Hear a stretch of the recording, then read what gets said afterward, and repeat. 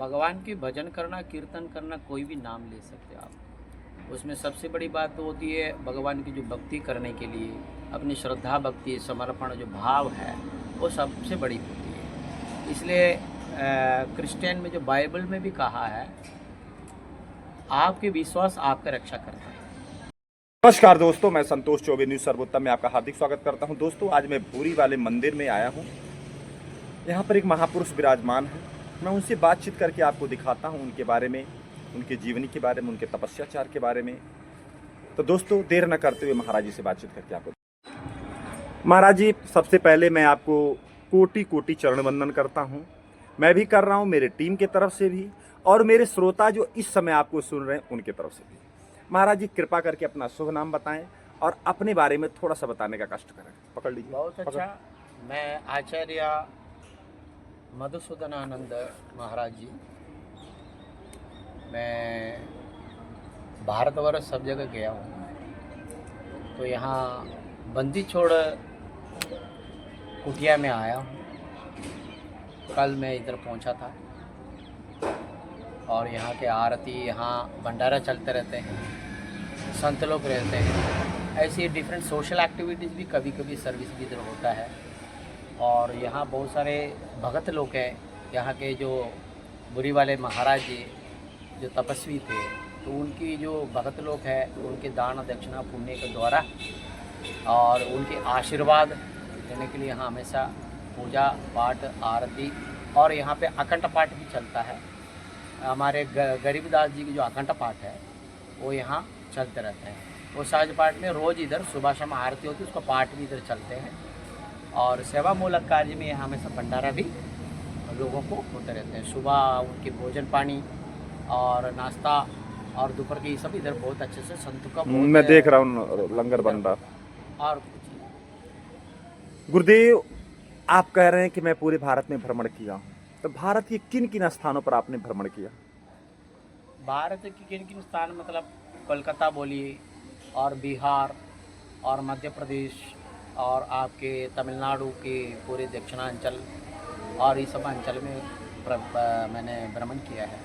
और social activity में भी बहुत काम किया। जैसे लोगों को रिलीफ वगैरह जो होता है, मान लीजिए यहाँ बाढ़ आ गया, कहीं साइक्लोनिक हो गया, तो वहाँ पे भी हम फिजिकली, हमारा जो संत टीम है वहाँ काम करते हैं। और हम लोग विभिन्न जगह पर उड़ीसा, अब एजुकेशन भी मैंने चालू किया। संत का मतलब ये नहीं कि मैं ये नहीं समझता कोई जप करो, तप करो, माला जप करो, है ना, ये करो, ऐसा नहीं होती है। हम डिफरेंट मानव सेवा, माधव सेवा के रूप में हम बहुत जगह पर लोगों के से मिलते हैं। और सोशल एक्टिविटी सर्विस में जो लोगों को श्रद्धा भक्ति होती है उनके साथ मिलके इस प्रकार की जो नीडी पर्सन्स को हम लोग डिफरेंट जगह पर काम करते आए।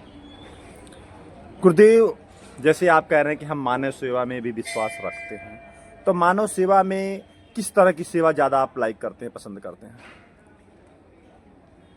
जिस तरह के मतलब जो लोगों को नीडी है, आजकल बहुत लोगों को क्या होते जो जो वृद्धावस्था में भी है, यंग अवस्था में भी है, उनको जो है तकलीफ हो, तो मानसिक रूप से शारीरिक कोई तकलीफ है ये है, तो उनको हम मेडिकल सेवा भी देते हैं और उनको भोजन पानी का सेवा भी देते हैं। इस प्रकार की सभी सेवा, तो सेवा ये सब अच्छा सेवा। अच्छा प्रभु जी, ये बताएं।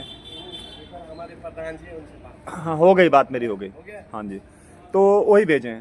तो प्रभु जी ये बताएं कि किन किन तीर्थ स्थानों पर आप भ्रमण किए?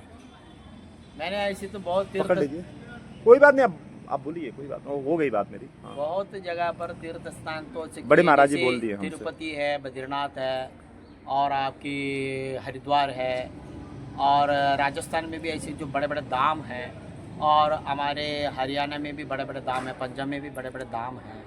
जैसे राजस्थान में आपके परमानंद धाम है, वो मेरा वहाँ गुरु रूपी भी वहीं हुआ है।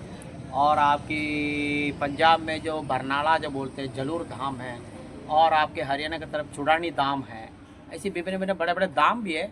वहाँ तो तपस्वी लोगों के बड़े बड़े धाम हैं और श्रद्धालु आते हैं वहीं पे। ऐसी तो काफ़ी जगह पर, कहाँ के मैं बोल सकता हूँ आपको, ऐसी बहुत जगह है। अच्छा गुरुदेव, आप ऋषिकेश वहाँ पर नाम लिए बद्रीनाथ का, बद्रीनाथ में कितना दिन रुके? क्या वहाँ पर तपस्याचार में कैसे वहाँ पर टाइम आपका बीता? वहाँ के बारे में, वहाँ के साधु संतों के बारे में बताएं, बड़ा रोचक वहाँ का। बद्रीनाथ में देखा गया कि वहाँ पे जो साधु संत जो कहा जाता है, वो लोग वहाँ पे एकांतवास करते हैं अधिकांश लोग, और परम गति प्राप्त करने के लिए, परमात्मा को खोजने के लिए उनके जो गुरु जी महाराज ने उनको जो शिक्षा प्रदान की है वो अपने करते ही हैं, और अपने तपस्या में रहते ही हैं, एकांत में रहते हैं, ये भी देखा। और कुछ लोग उसमें जो है मानव का उपकार करने के लिए भी, मानव कल्याण के लिए भी वो लोग करते हैं। ऐसा मैंने वहाँ पे भी अनुभव किया। और वहाँ पे तो सृष्टि की जो रचना भगवान ने जो की है वो बहुत बड़ा सौंदर्य की बात है। आप वहाँ जाओगे तो आपको जो मानसिक रूप से जो जितने भी जो स्ट्रेस वगैरह होती है वो सब शून्य हो जाता है।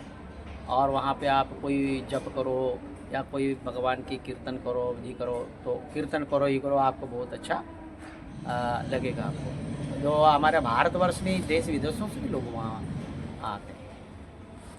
प्रभु जी वहाँ पर बहुत बड़े बड़े सिद्ध भी रहते हैं।